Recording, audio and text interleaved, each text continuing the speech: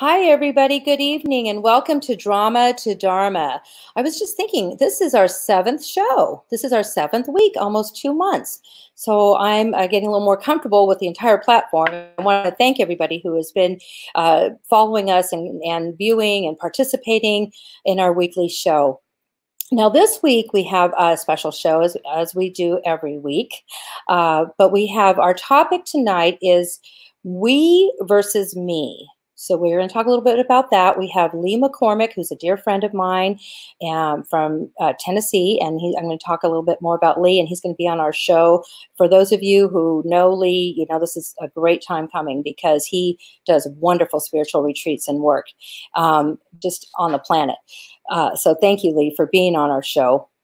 I always like to start out by thanking our sponsors, Addiction Therapeutic Services or Advanced Therapeutic Services. That's our treatment center that Jim, my husband, and I own, and it helps support any of the shows and any of the things that I do. So if anybody has any questions, the ticker tape will go on throughout the show.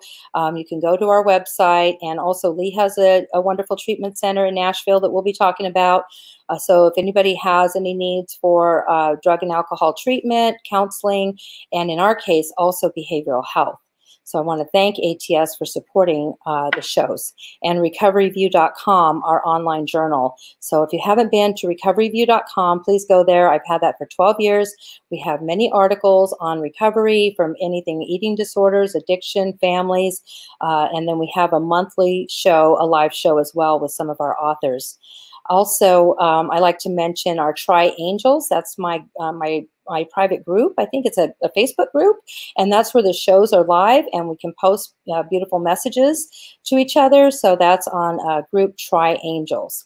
So I just want to make sure that I mention all of those things, and before we get too much into our conversation. So tonight we are talking about we versus me. And as most of you know, my name is Josie Herndon, and I have been working in the field of addiction and behavioral health and healthcare for 30 years as an executive in many different roles. And for the last 20 years, and Lee and I will talk a little bit more about this, I have really been awakened to my relationship with the archangels, and particularly Gabriel over the last 8 years. So I've been writing a book, and I do share messages from the angelic realm as well, and from Gabriel's realm. So yesterday we were on our daily walk. I go on a walk every morning for 3 miles most mornings.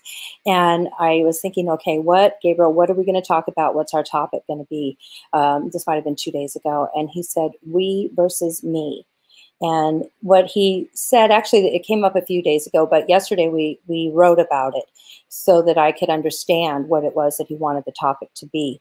So what he said is that we represents us as humans, myself, Josie, you yourself, those of us, you know, who are gonna, you know, try to get to this place and refer to ourselves as we, and we're gonna align at that point with our higher being. So with an intention to align with our higher self, with our eternal being.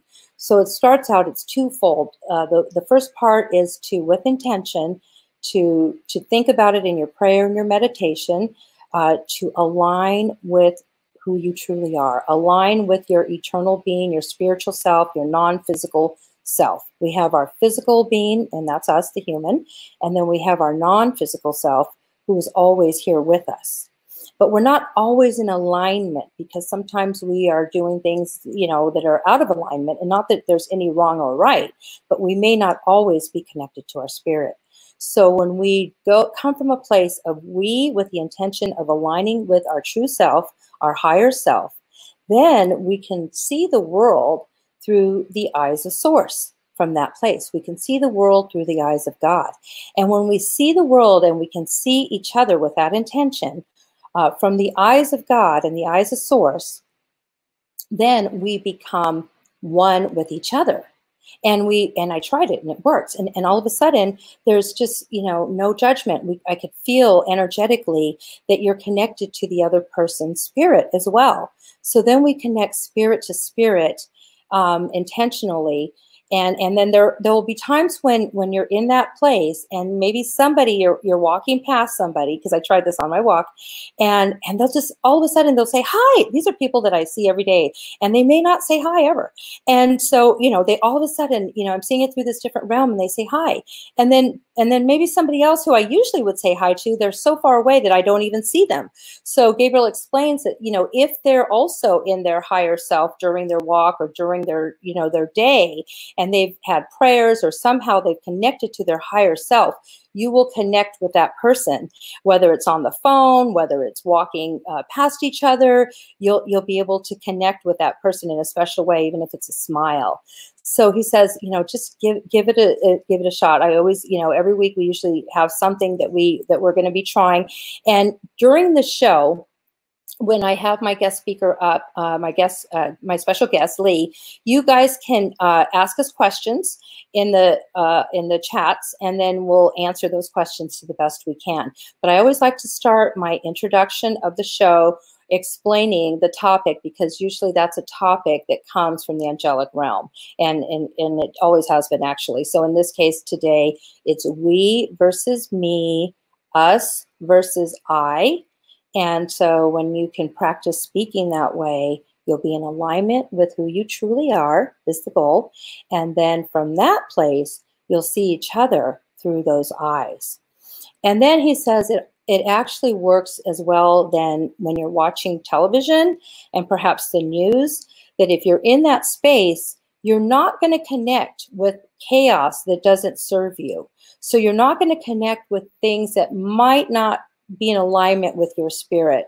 And you might decide, instead of watching the news, that you're going to watch something on the Hallmark channel, or that's my favorite channel, the Hallmark channel, or you could watch something on sports, anything that's going to raise your vibration if you're watching television. So these are, or if you're listening to music. So this practice will help connect you with who you truly are, and from that point of view, go through your day and see how it goes. So that's the meaning behind the we versus me and the us versus I.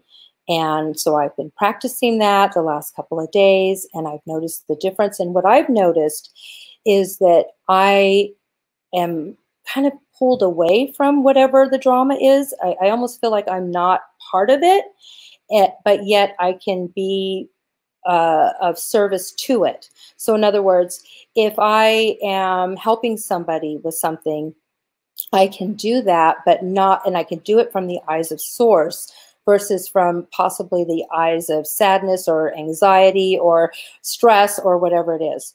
So I've noticed that for myself, because as some of you know, we've talked about it. My husband is he has 2.5 more weeks left of his cancer treatments. And this has been a very difficult time for us, but I know he's going to be cancer free in a month. I just know it to be true. But in the meanwhile, we're going through this. So there are times when it gets a little overwhelming, but these last couple of days, I feel like I've been able to be there for him and for my kids and my family and my work environment from a different place, I hope, of not being part of the, I don't know, for me, my stress, the drama, I guess, like the show says, the name of the show, not part of any drama for the most part. That's almost impossible, but that's, and then I feel like I'm more in alignment with my Dharma. So I can honestly say that this practice the last couple of days has helped me to move from the drama to the Dharma in a quick way. So that's our topic. And now I'd like to bring up Lee McCormick. I'm going to say a few words before he comes up.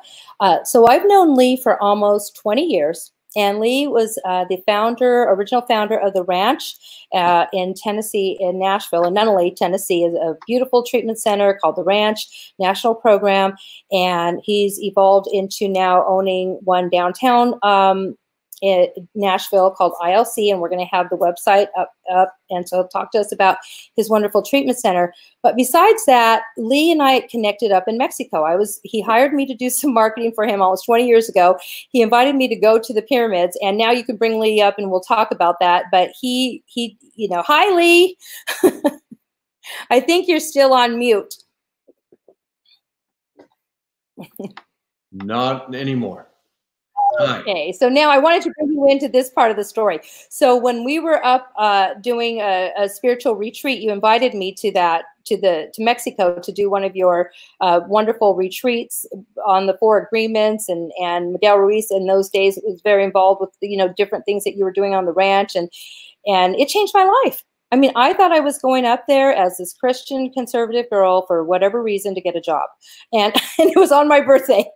And then as soon as I got up there, I'm like, wait, this doesn't have anything to do with the job. This is about me connecting with my spirit. So it's perfect for our topic that you're here, because you've been one of my teachers through the years and inspiration. We've done many wonderful things together, conferences, and you've written beautiful books, spiritual books, and you're an international speaker. So I want to thank you for being on our show tonight. And tonight we can actually talk about whatever we want. We said no agenda, except for we can stay in our little topics if we want. Yeah, cool. Yes. Yeah, we've lived a lot of life since we've known each other. We have. That's a great way of putting it. Yeah. It does feel like we've had several lives since we've met. Yeah, it's almost like a lifetime ago. Even last year feels like a lifetime ago, doesn't it? It's almost like time is such a bizarre thing. Anyway. Yeah, but even before all this, like 6 months ago, is so different. Yeah, yeah. Mm-hmm. No, it's interesting. It's definitely interesting. And I remember that trip to Mexico. Mm-hmm. That was when I first went to Teotihuacan.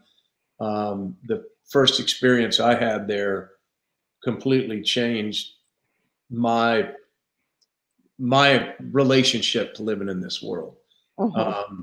It was a couple years after I had gone to treatment myself, and I was trying to figure out what was missing, because there was something missing in my life. And it was that connection to the what's on the other side of this world of form.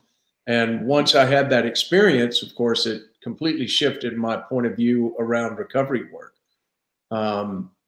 And then I was on this mission, which I'm still on. Yeah.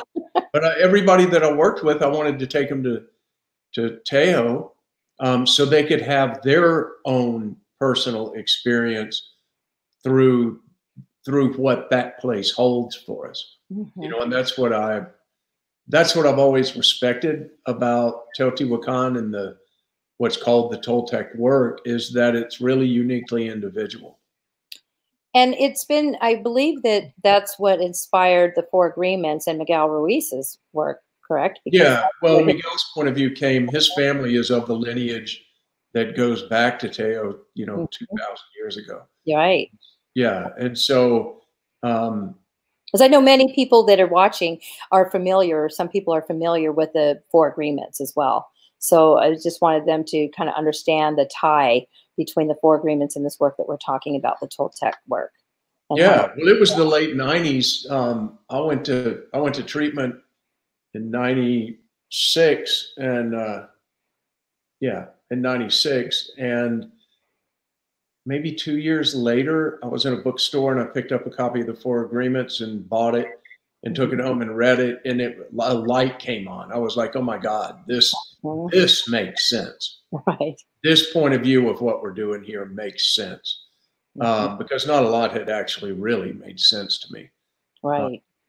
And then I pursued it. That's one thing about me. If I find something that inspires me, or challenges me in a really good way, then I'll pursue it. And once I get onto something, I usually follow through with it. Yes, you do. Yeah. So how did you chase him down? How'd you find Miguel? Yeah. And when we start questioning ourselves and we start making choices that are aligned with our heart and our spirit, doors open up. Yes. Yes. Yeah. Right. Yes. And that's that's kind of the oneness that we were talking about, and being in alignment, with our self. Now we could go deeper into that conversation, because that was just a little precursor, but when we're in alignment, that's a simple way of doing it. Gabriel says is to, he's trying to help our audience and myself just to remember easy ways to align with who we are when we get caught up in, you know, our head and all this stuff of the world, of whatever that's going on. Is to, if we go into the me, or, you know, if we're in the me, and we could catch ourselves all day doing that, right? And feeling it and saying it. And then we switch it over to we, with the intention of that being our higher self, our spiritual being, our spiritual alignment. Then, of course, comes the heart connection, right? Everything. Yeah. You're seeing from your heart space. You know, through the eyes of God. Gabriel's saying is really, you can think about it through your eyes, but really it's that heart space energy that when you feel that you're in alignment and looking at things from that perspective of spirit, from the non-physical realm, which sounds like that's what you were looking for. And that's what I found when I went up there, was a deeper connection to that non-physical. I mean, in the biggest way, it was just like, wow, when I went up there, it just blew open my whole spirit. Basically, it just, it was like all the exercises, because we would do these different exercises every day around different parts of the pyramids. And the whole week was to start out with releasing your old story. And then at the end, you're basically face to face with God, is how I see it. Is that in a nutshell? Because, you know, you're face to face with yourself all week and your spirit. Well, and we keep having experiences of ourself as the energy and the light and the consciousness that we are. So it's a felt sense. It's literally, we experience ourselves through feeling, through the energy that we are, as opposed to experiencing ourselves through our definitions and our roles and our scorecards and our worldly identities. Right. All that stuff is like robes that we wear. Yeah, it goes away. So we're stripping down the robes, the old stories, the makeup. That's how I felt that week. It was like at the end of the week, we were at the top of the Pyramid of the Sun, singing beautiful hymns and Beatles songs with the Bible, and I had a bandana. I mean, we were all just like, yeah, like a bunch of hippies, man. We were all a bunch of hippies. And we were just one with God, one with Source. It was beautiful. Yeah. Well, you know, when we move into that space, we are a frequency of light. Yes. And that's what we are. And that light, this energy animates this little human body that we have. We're not our body. We're the consciousness that gives it life. Yes. And when you talked about the we versus me, for me, the we factor, the we is having a conscious awareness and relationship with life as it's moving around me. You could say the spirit world, I guess. Non-physical realm, whatever words, but it's the energy, right? Yeah, it's hard to put that into words. It is. We're capable, we sense so much. When we free our awareness from the blinders of our stories and our definitions and our roles and our normal, you know, our normal way of moving through the world. When we free ourselves from that, our consciousness from that, there's so many channels of information and connection and feeling and awareness and understanding, and it's all alive. Yes. It's not a recall of knowledge. It's not living life from a knowledge base. It's living life in that consciousness and that light of what we really are and what this creation really is. And so it completely changes the experience of being here, as you were just talking about. You know, it was amazing. And you know, the connection that we have with this and that I have developed since the first visit. For my birthday this last year, and I've mentioned this before, I went up to, right before everything shut down, literally a week before everything shut down, I went up to Mexico City because I wanted to spend more time at the Basilica de Guadalupe and where the archangels are. And I did writing there and it was beautiful. But then I texted you because, you know, I thought, oh, let me tell Lee I'm here in Mexico. And of course you were up at your retreat center, only an hour away at the pyramids. And then I went there for the day with my friend Renee, who was with me. me, and we had a beautiful experience just in a few hours. And I was so, of course, drawn to wanting to stay there because you were going to start a retreat with a bunch of wonderful teachers that week. But, you know, I got back focused and spent the next day at the Basilica and then came home. But I thought that was a beautiful experience, even just for a few hours. And just being connected with that space again, with your retreat center, it's such a beautiful energy. Your dreaming house, your retreat center is actually called the Dreaming House, and it's exactly that. Can you tell us a little bit about the Dreaming House? It's like one of my favorite places on the planet. The story of the Dreaming House goes back to when I first started going to Teo, and we stayed in the Villas. The Villas, a little hotel that's just outside the grounds of Teotihuacan. And a local guy named Alberto Hernandez and his son would come in the evenings when I was going with my teachers. And after we'd have these evening groups, Alberto was always there, and he's a carver. He carves obsidian and all kinds of crystals. He's an amazing artist. So Alberto would be there selling his stuff.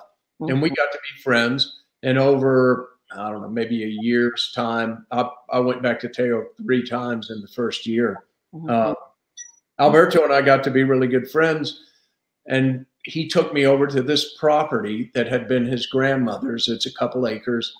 And it was an old abandoned house that was built out of stones that had at one time been a temple in Teo. So in the old house, one of the temples in Teo. Yeah, the original part of the house where the mother room is and all of that. No wonder that. Yes. Yeah, all the stones were temple stones from Teo. Wow. And one thing led to another, and I just said to Alberto, you know, I'm going to be coming back here a lot because that's what I was told and that's what I felt. So I said, I'm going to come back here a lot. Maybe I could fix up a room here and I wouldn't have to stay at the hotel. Right. And we could hang out. And then, I don't know, I started sending money down, and over a couple years, we added a kitchen and we added a dining room and we added a couple more rooms. And you fast forward 15 years and now there's 40 rooms, and it's just an amazing boutique hotel retreat center space. Yes, it's amazing. And so you go up there with groups, how many, 2-3 times a year? So for our audience that might be interested in experiencing one of your beautiful retreats at the Dreaming House. Yeah, it's all on spiritrecovery.com. Spiritrecovery.com, yes. And the documentary that we shot, 10 years ago now, the documentary Dreaming Heaven, it's actually on Gaia TV. Gaia TV, Dreaming Heaven on Gaia TV. Yeah, that's a beautiful documentary, and it does talk about the trip, right? But you know, again, you come back to the me versus we. That experience of Teotihuacan is really the suspension of, and over time, it's the unraveling of the identity that we have created that we call ourself. You know, my name's Lee, and I'm a blah blah blah blah blah. Right. That identity is our identity of this world, and that identity is all virtual. It's made up. Right. Yeah. And it's very clear when you're up there that it's not real.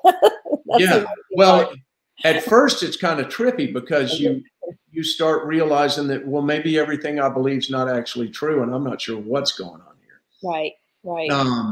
Which is like step one. You realize you have no idea what's really going on here. That's true.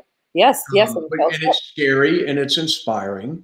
You know, it's a lot of things. There are a lot of emotions come through the experiences there.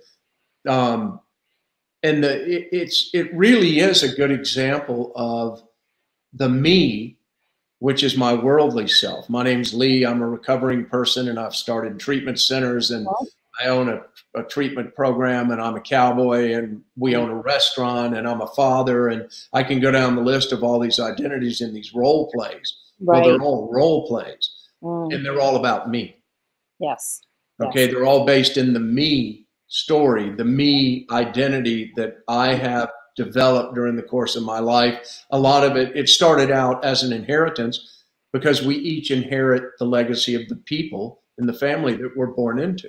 That's right. We inherit the legacy of our On We treat. inherit the legacy, their story, right? Immediately. So when you first came to Teo, like you said, you were this nice conservative Latina Catholic woman, Yeah. right? And Very then you conservative. went through Teo, and all of a sudden you're like this eagle flying through the sky, you know? Immediately, almost. It was so amazing. I was like, wow, this has nothing to do with Lee. This has nothing to do with the ranch. And I think I said that to you at one point. I'm like, this has to do with me, with Josie, and like it was. I felt it was my destiny to be there at that moment. That Yeah. It was perfect destiny, and that was going to change my life forever. And it did. I Well, came and back. that was the whole point for me, is to bring people in and then let what happens happen. Yeah, and then it just happens. Which is very unusual in our culture, because in our culture, you go from place to place to place, even in recovery. You go to treatment and you get involved in being in recovery and whatever support groups you go to, and everyone is giving you different points of view and versions of what you are, right, and how to identify yourself. Mm-hmm. You know, and so you're cast into these recovering person role plays. Yeah. And it's a better role play than being a mess role That's play. right. Yeah, it's an upgrade role play. Yeah. But it's still a role play. It is until you can still a role play. Align with who you truly are. Yeah. And the we is the realization, which is where it's hard to put it into words. But for me, the we is the realization, as the Lakota people say, Matakwayasin, it's really the realization that, oh my God, I'm connected to all this stuff, that I'm connected to everything I see in a very different sense. I'm also connected to a whole realm that is unseen and just as alive and just as present, and just as available to me as the world of form that I have lived my whole life dedicated to. Mm-hmm. And so it shifts the nature of relationship from living our relationships based in our mind and our belief systems and our identities. It shifts us away from that, and it allows us to live relationship of the spirit, I would call it. And that relationship of the spirit doesn't need a belief system. It doesn't need knowledge. It's alive in the moment, and it's just a trip. I don't know. There's really not words for it. Well, there are no words, and that's what Gabriel says. He says that words are only words, but they're important in a sense when we're in our realm, because then people will understand. They have questions, right? So, but he's saying that they're only words. That even the weaver, anything that I say or that's translated through his energy are words based on my vocabulary and my audience. But he tries to give me words that will resonate with with people that I'm speaking to, so that they will click into that energy source, that place. So because there's people that have said, oh, well, that doesn't quite make sense. Well, then he says, maybe it doesn't. Let's pick a different word. Because it's just a word, and everything has energy. Even words have energy. So you can say a word that you think is a terrible word, but it depends energetically how you're saying it, and it could actually be a fun word. Or you can say this beautiful word and have really like a not so great energy behind it, and then it turns into a word that is meaningless. Well, our words are incredibly powerful. They're very powerful. They're certainly, our words are powerful, but they also hold a special, an energetic space, he's saying. Frequency. A frequency, exactly. So there's a frequency that they hold, and some of them higher than others. And it's just interesting how the language is, because when I'm translating the messages and you're translating your messages, we all have this, we're all antennas. Gabriel says we all have this capability, and it's even intuitively in our prayers. And when we don't know, oh, where did that come from? So we're translating messages from the non-physical realm, and we're in alignment with, and the best way to do that, really the only way to do that, is when we're in alignment with our spirit, like we're talking about. So then those words will flow through the ones that they're trying to say, which to me has always been an interesting thing since I've been doing this with the angels, and how they basically share with me that I just move to the side. Josie has faith. She moves to the side, allows, because I said yes to the angels, yes to God, and I allow those messages to stream through me, and they do, and that's how it works. And they stream energetically. I'm able to translate that angelic language that is unexplainable. The angelic language, it can come, it's a frequency, so it comes through music, it can come through sound, of course, through light, through energy, but it also can come through our words, our powerful words. Absolutely. Yeah, absolutely. And the interesting thing to me that I realized over the years, as my relationship with Teo and my relationship with what we call the Nawal, the spirit realm, the non-material world, which could be represented in your relationship with Gabriel, is when I'm tuned in and information is coming to me, I have to listen to the information because it's not coming out of my mind. Right. It's and I know you do that when Gabriel is communicating with you or through you. You listen. I listen to what I'm saying because a lot of times I've never heard that before. Oh yeah. I listen to what I'm saying and I'm like, wow, am I saying that? In a sense, because I know it's not me that's really saying that. That's not my vocabulary.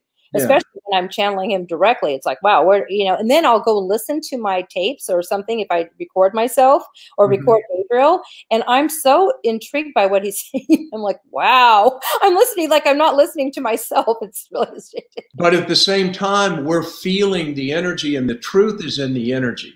Yes. The words are limited, right? The frame of the word is limited, and the power in the word is in the frequency of the word. And the other aspect of language and words and our human gift, it's kind of a blessing curse because we're not very conscious of how we use them, but we truly do cast spells with our words and our language all the time. And we cast spells on ourselves all the time. All the time. That's the mirror that Gabriel says that basically if I say something negative about somebody or something like that, he just says that we're mirrors and it'll just come right back to me. And I feel it even more, I feel it very sensitively when I'm in alignment with Gabriel, when somebody will say something that's not in alignment, like, Josie, I don't know, just for example, you did this, or you're a bad person, whatever it is, it's negative. And I'm like, wow, you just threw that at me. I could feel it like a dart, I'm like, whoa, they just threw something on me that's a negative vibe, and I'm like, I'm not going to take that. And so when you say, because basically he says that's why they use the word curse words, because that's what you're doing. You're just basically throwing out curses, when you're, depending on your intention.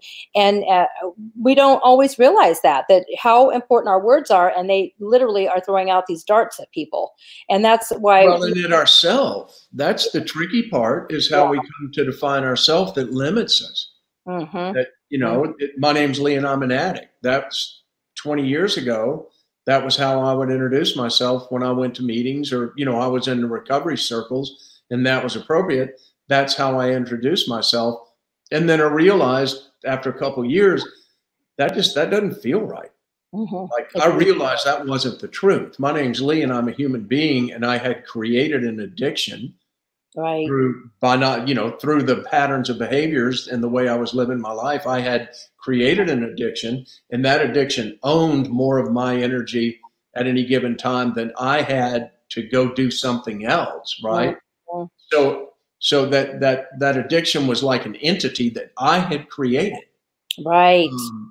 Right. And when I realized that identity, that it really didn't feel right, because it had never felt right. But when we first start waking up, when we first step into the practice of recovery, we just want to be okay. We just want to be good enough. We just want to be connected to something that's stable and feels safe and sane. Yes. And in that regard, it's great. Right. That's how we raise ourselves up. It's one step at a time, one understanding or one awareness or one experience at a time. And then we outgrow it and we move on. And it's in that space of identifying ourselves for so long by a certain language or a certain identity a certain label that if we're not careful, we'll fall asleep under that label. And we'll live our whole life by saying that over and over again, when, you know, the truth is there's so much more to us than we'll ever understand in this life. And it's that experience of the depth of what we are and the creativity of what we are that, to me, is what's so compelling. Yeah, I agree. I think that's well said. That is, you know, as I think about myself and how my whole life, you know, I've been labeled because I've been going to Al-Anon, you know, for 20 some years, and you know, I started that when I was in my 20s, which helped tremendously when I was in my 20s to just talk about opening up my life to, you know, being empowered myself. So it served its purpose for a long time. But then I didn't really like being labeled as codependent. It's like everywhere you go, oh, she's Al-Anon. Oh, you know, you know, just, oh boy, okay, here, let Josie do this, you know, or whatever. And it's like, God, you know, is that me? Do I have to be like this other person, you know, or whatever? So how do you get rid of the label, you know? Yeah. And you really, well, I think you know, I think we grow our way into a greater, deeper experience of ourselves, which changes and evolves our experience with the world around us. And I think that's why people are uncomfortable sometimes with me and with those of us who are, you know, not really accepting those labels anymore of who we've been, whatever those diagnoses and labels at some point when they're like, well, who are you? What are you doing? I'm like, I'm just me. I'm just, you know, I'm me. And, you know, I'm writing a book. I'm doing, you know, I'm trying to stay in the now. Gabriel says stay in right now, but they don't always understand that spiritual part because it's not, you know. Yeah, I don't really even have those conversations anymore. People say, oh, what do you do? I just say a lot of stuff, you know. Yeah, I know. Yeah, you do. You're just like, I'm just here. Right. But, you know, that's interesting, Josie. It's interesting in relation to what's going on in the world right now with the pandemic and all the aspects, all the reflection that's taken place in this culture, in this country. Right. And you see all the factions. You see it's palpable that you can really, you turn on the television on any different given channel and you can see them casting spells, trying to promote their point of view, their reality. Everybody's trying to sell you their version of reality and trying to keep people bought into that frequency band of a so-called reality, because that reality doesn't exist in truth. It's all man-made. It only exists in the minds of the humans. And so if people divest themselves of the systems, the beliefs, the cultures, the way we've been domesticated, if we take our investment in all of those beliefs and the political parties, if we take our energy back from that, doesn't mean that we stop participating. It means that we stop living by those identities and roles, and we bring our attention back to living by how the next choice feels. Well, I think we've kind of been forced into that now, because that's what Gabriel talked about early on, is that with all these stuff going on in the pandemic and when we were all, and a lot of us are still at home or whatever, is that we only have right now. There's no future planning, and there's no ego. So anytime we try to get into our old story and our ego and try to make some plans, it gets kicked right back immediately.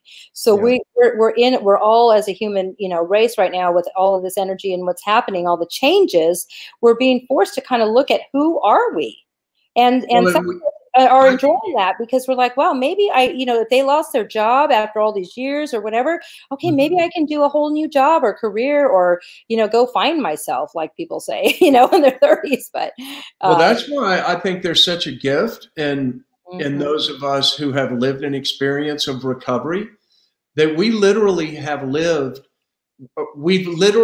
had the opportunity, at least, to have lived through a reincarnation in this lifetime. We have reincarnated ourselves from the legacy that we inherited, from the experiences that led us into the behaviors that became our diagnosis, that at first we saw as a curse, right?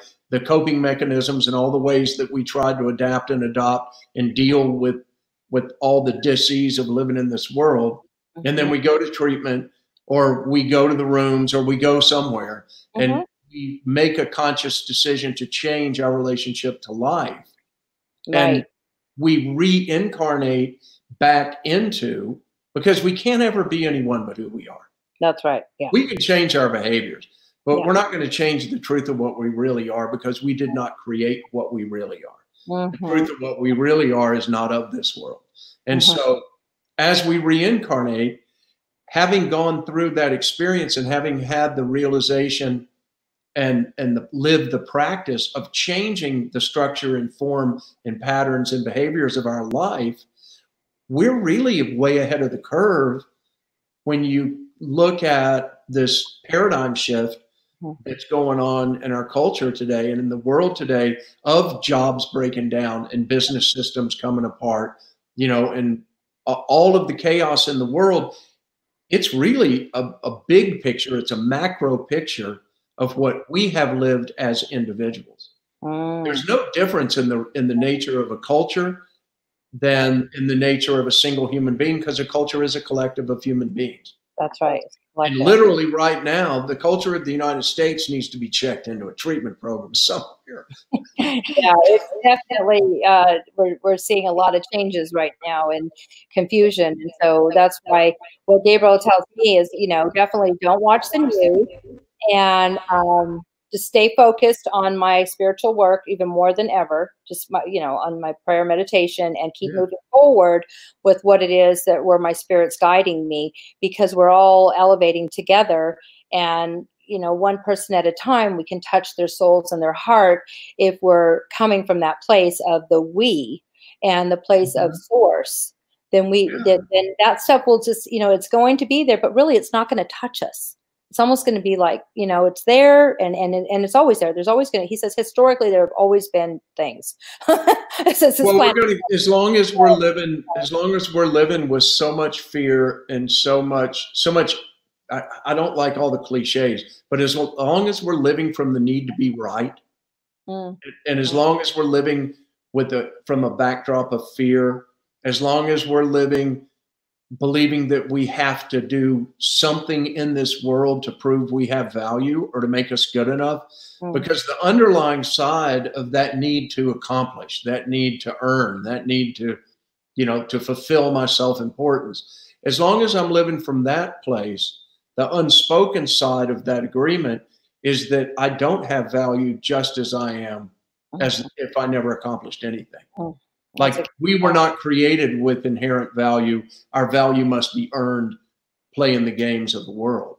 So that's the external in a sense, the external self. I mean, I could relate to that, just being, a business owner and working so much my whole life, and my identity being part of my, who I felt like for many years, my identity was my job, basically, and my work. That was my identity. And through the spiritual work, and when you can quiet your mind, then you actually can see that, wow, that is not even my identity, because it can be taken away immediately. And then what? And then, that's why so many people are sad right now, and struggling.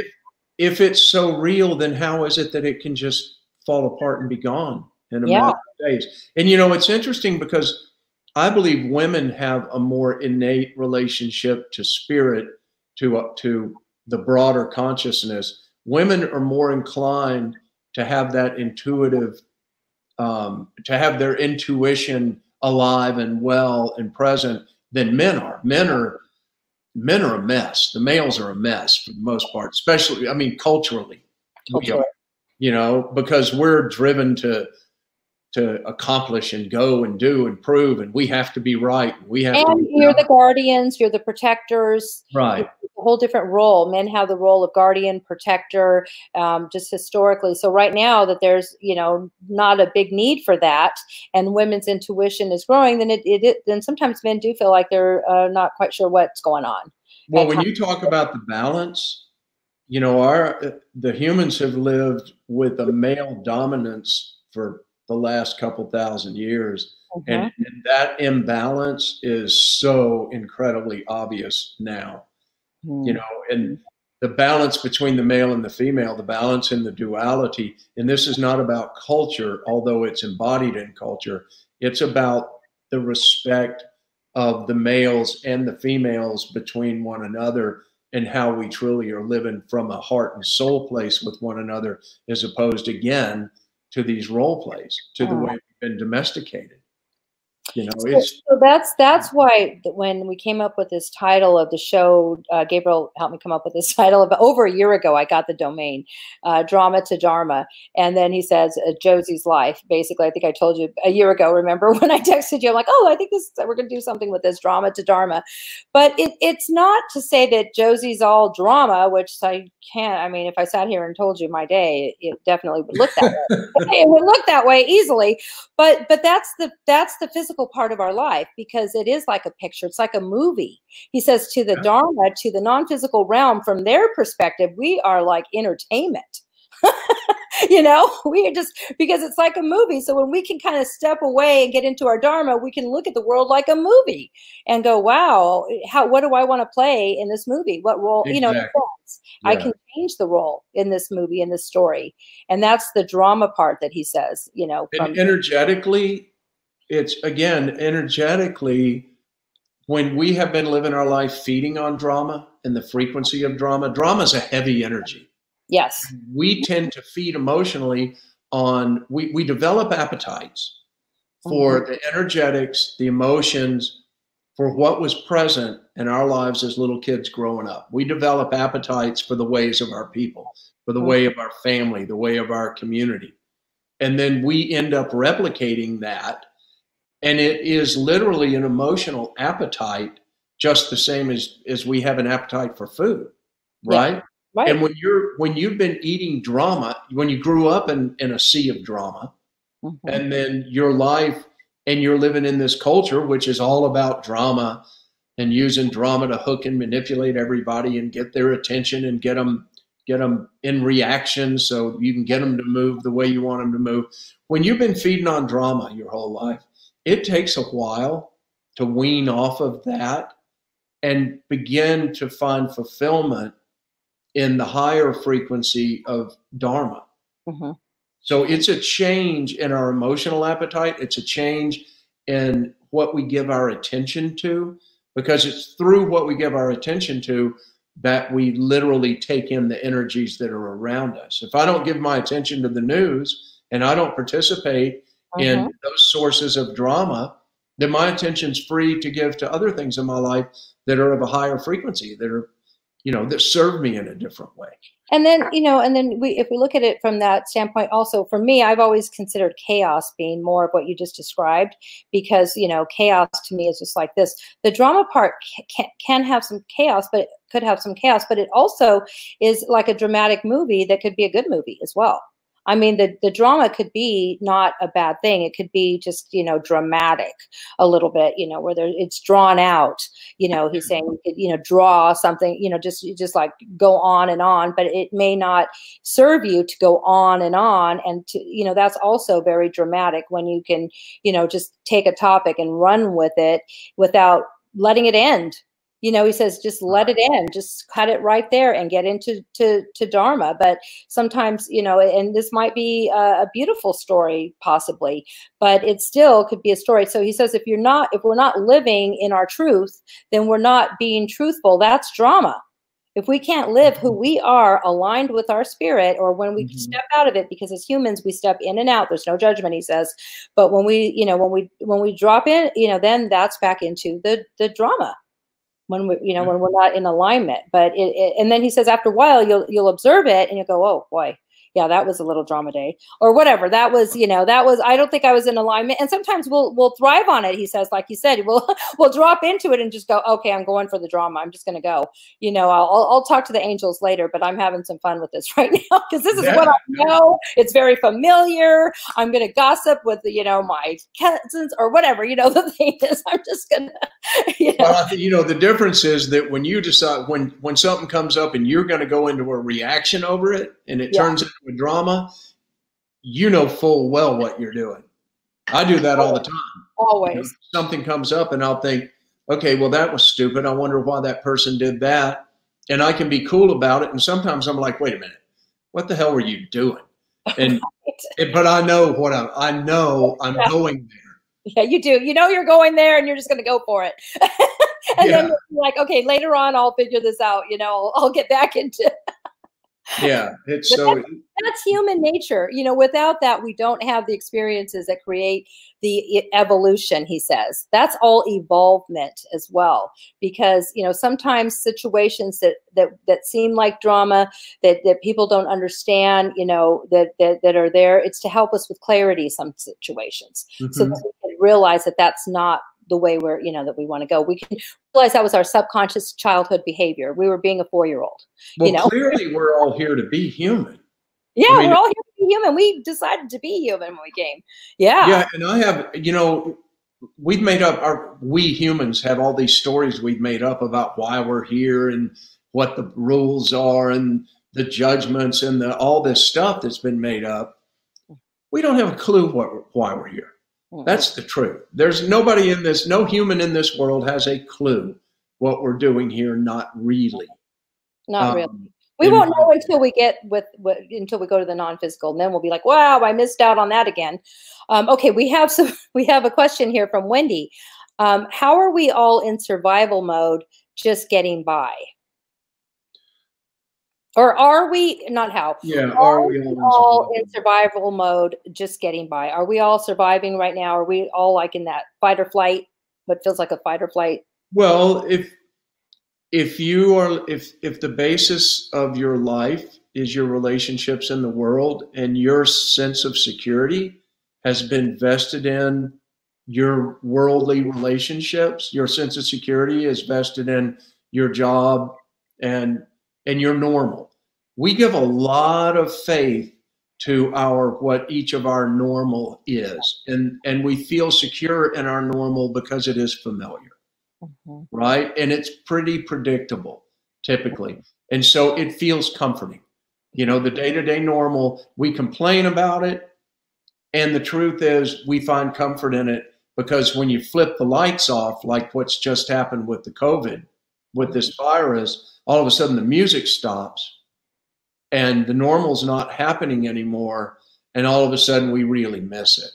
So from my point of view, if our relationship with ourself and my sense of security in life and being in this world is largely tied to my relationships and the frame of my reality and my worldly normal, and I don't have a sense of myself and my spirit and relationship to life beyond our cultural norms, then what we're in right now is absolutely gonna trigger you to be in a survival mode. You know, and that's a wake-up call. It's a blessing curse, because on one hand, it's scary, it's fearful, it triggers people's trauma, it brings up all of our old stuff. On one hand, the curse side is that all of a sudden we don't know what to do. We're in fear, we're anxious, okay, and we're suffering over it. On the other side, the blessing side is, as I said before, we as individuals operate exactly like we as a culture. And so it seems that we humans require a pretty insane amount of suffering before we are willing to pay attention and question our normal and ask ourselves, what am I really doing here? Who are we? What are we doing? Why do we keep doing life this way? You know, and it takes the pain and the suffering and the misery of all the stories that we know from having worked with so many people over the years in the recovery world, all the legacy and the inheritance of trauma and shame and guilt and all of that stuff, that keeps being passed forward because it's not been healed yet. And so it goes from one generation to the next. It's passed on through the humanity until each of those instances, those energetic little bubbles, have been dealt with and brought out of us and into the light, and we heal it and we release it. So all this stuff is triggering a survival mode And it's triggering a survival mode as individuals and also as a culture, because you can look at it that culturally we're working through some old traumas as well right now. Yeah. So that's a very good question. Thank you, Wendy. I have a question here. Yes. And this is from Jerry Davis. She's asked it a couple times. When is the next retreat in Mexico? She wants. I don't have anything booked yet. I'm just waiting to see. I really don't want to set an intention to go back down until the coast is clear. Right. It's got to feel right, and it hadn't felt right yet. Yes. And I'll give you another example of that. I've been involved in sweat lodge ceremonies for 20 years. Mm-hmm. I have a tradition here in Tennessee. I pour a lodge, lead a sweat lodge, the first Sunday of the month, and I've done that for 8 years without missing a month. Mm-hmm. And we have anywhere from we'll have 25 to 80 people come every month from all over the place. Mm-hmm. It's a fantastic, eclectic community of people. Well, when the COVID hit, we did our lodge in March, and then I didn't do one in April or May. I poured a couple small lodges for the clients at ILC because our clients are all sequestered away and they're COVID tested. And we have a really cool structure wrapped around our program. Mm-hmm. But I'll restart those lodges again in July because it just hadn't felt right. Right. Right. Now it feels correct. I mean, there's some aspects of that. A virus can't live in 150 degrees in a sweat lodge for an hour and a half. So I'm not worried about the virus there, but it was just the upset of everything, so it's got to feel right. So I'm not sure when I'll go back to Mexico. I'm hoping September.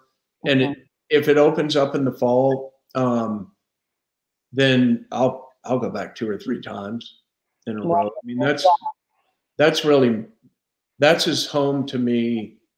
In a sense, I'm more at home there than I am in the U.S. I know, we've talked about that. You're like my Mexican brother that's really from Ireland or somewhere. Yeah, I'm the blue-eyed Mexicano. Right. So they can go to your website, Spirit Recovery, and look to see when the next retreat is. And also, Lee, we can post it on my site, Recovery View, when or send it out as an email, to our email list. So yeah, absolutely. Absolutely. But one thing I would say to people around this time is community is so important. The we is so important. And the quality of how we come together as community. So often in our culture, we see community being defined by belief systems. So we see all the conservatives are a community and all the liberals are a community. And we've got all these factions. And they form these communities. They form these pods. But all those pods are based on their beliefs. And it's almost like those communities come together so they can stand back to back and defend themselves together and profess that they're the ones that are right together. But that's not a community that light flows through. That's a community based in belief system and reaction and fear and the me. That's a me community, not a we community. You follow me? And I think your point also there is that everybody wants community, so they'll resonate. They'll go towards that, just like I did growing up, going to church. That was my community, and that's where I did tap in. And I still do. I love church. But that's where I would tap in spiritually until I grew a little bit more. And I noticed when we go to Mexico, and your groups are so diverse that from every walk of life, in every pod, in every community, there's a person in that group. But when we're up there, we're all one, and we're all in this beautiful energetic space where it doesn't matter whatever those old beliefs are. So, it's just a different way of perspective. It's because people come in with their roles on their sleeve. We come in with our identities and our PhDs and our blah, blah, blahs, and we lead with that stuff because that's how we live in the world. And when you step into that light and you step into that higher frequency, that stuff naturally it falls to the back because your heart comes forward. So, what I would invite people to do is ask yourself, do you have communities in your life that really bring your heart forward? Right. That allow you to often create communities. We could create those communities as a new thing that we're doing as things are opening up. And we're able to choose who we want to be with now, I feel. We don't have to, the big, events aren't going to be around, so we're going to be having smaller get-togethers. Yeah. So we could actually pick who we want in those community get-togethers now. No, you can do fire circles together. You can do drumming circles together. You can have prayers. Whatever your flavor is, and invite people and celebrate life together. Make the point honoring and celebrating and loving and living life. Living life simply and authentically. We have a community around my wife's restaurant, the Pinewood Kitchen. And you've been here, Josie, but I love it. The community out there, it is so diverse. It's like my sweat lodge community. I mean, there's old hippies and there's people with MAGA hats on, and it's every shape and color and flavor you can imagine. And they come to that restaurant because everything that Mimi does with the food, the fresh food, and we grow it on the farm, and it's so real and so clean. And when people come and sit down there and eat together, and we eat it, like family style with these, well, we did. Now we separate people, but there's just a heart to it. Yeah. And that's what we're all longing for. We are. Is that heart in the middle of our life again. And we're going to get back to that. So now it's 8 o'clock, and I love to keep, to our timeline for everybody, our time slot, so that everybody can, know that every week we're going to stick to our hour. I want to thank you, Lee, for being a guest on our show, and I can't wait to come back on our show. You see, not my show, on our show. So I'm going to, hopefully you'll come back again, and we can continue this discussion. And, thank you again. Next week's show is going to be at 6 o'clock instead of 7, because we have Steven Sadler, and that's his availability. I'll send out information about him. He's very interesting person that I watched his show. He's very in tune with enlightenment. He's a guru, so he's very cool. He's from Laguna Beach, but so that'll be next week's show. And thank you again, Lee. I love you. I love you. You're great. I love you. Thank you. Hey, and give Jim a big hug and a kiss for me. I will. He's right there waving. He's blowing kisses. Okay, thank you. All right, sweetie. See ya. Bye.